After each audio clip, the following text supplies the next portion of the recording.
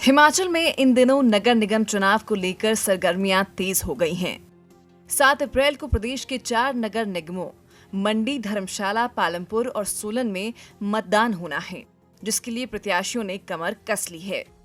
बता दें कि प्रदेश में पहले से ही शिमला और धर्मशाला 2 नगर निगम हैं, लेकिन साल 2020 में मंडी, पालमपुर और सोलन को भी नगर निगम का दर्जा दिया गया।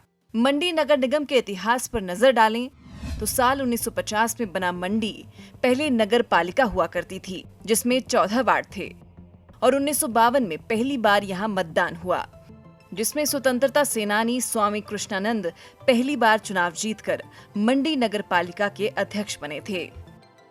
और आज़ादी के बाद 1952 में स्वामी कृष्णानंद जी ने एक परिवर्तन की दृष्टि से अपनी एक पार्टी बनाई थी कि हम एक नई कमेटी स्थापित करना चाहते हैं। तो उसमें 14 वार्ड थे। 1952 में मैंने एक्टिव रोल किया है उसमें, वोट लेने का भी, दूसरी पार्टी को जिताने का भी। तो उस पार्टी में 2 वार्ड मुझे दिए गए थे।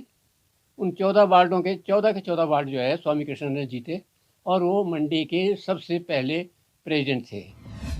इसके बाद साल 1994 में नगर पालिका से मंडी को नगर परिषद बनाया गया। फिर समय बदलने के साथ साल 2009 में मंडी नगर परिषद को नगर निगम बनाने की कवायद भी शुरू हो गई, जिसके बाद 11 साल का सफर पूरा होते होते अक्टूबर 2020 में आखिरकार मंडी को नगर निगम का दर्जा मिला। प्रदेश की जयराम सरकार ने मंडी नगर परिषद के साथ नगर परिषद सोलन और नगर परिषद पालमपुर को भी नगर निगम का दर्जा दिया। सत्ता पर काबिज प्रदेश के मुखिया जयराम ठाकुर का मंडी गृह जिला भी है।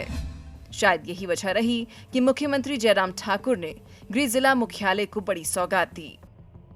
मंडी के लोगों में ये बहुत ज़्यादा उत्साह है कि कभी हमारा सीएम बनने की उम्मीद नहीं थी। मंडी का कभी कोई मुख्यमंत्री नहीं बनता था। अब की बार मुख्यमंत्री बने हैं जयराम ठाकुर जी, तो लोगों का जो स्नेह है, प्यार है, वो भी उनके साथ है।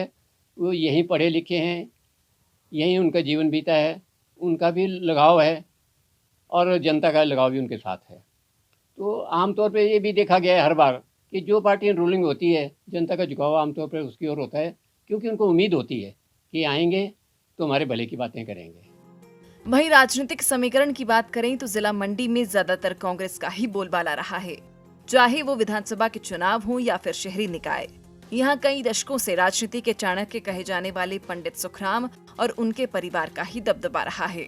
बीजेपी यहाँ केवल 2-3 मर्तबा ही काबिज हो पाई है।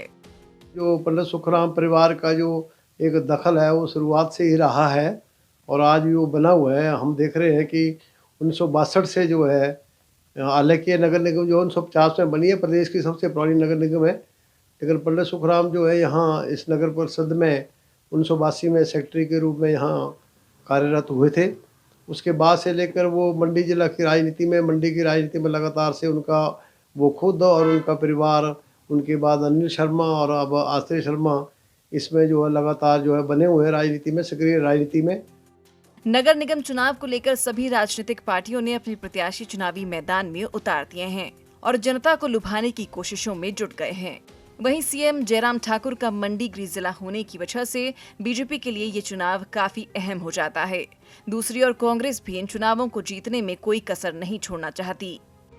बता दें कि नगर निगम चुनाव के लिए मंडी से कुल 75 उम्मीदवार चुनावी मैदान में हैं, जिनमें बीजेपी और कांग्रेस के 15-15, आम आदमी पार्टी के 13, सीपीआईएम के 2 और 30 निर्दलीय उम्मीदवार शामिल हैं। वहीं अब आगामी 7 अप्रैल को प्रदेश के 4 निगमों पर मतदान होगा और परिणाम घोषित होंगे। ईटीवी भारत के लिए मंडी से धर्मवीर की रिपोर्ट।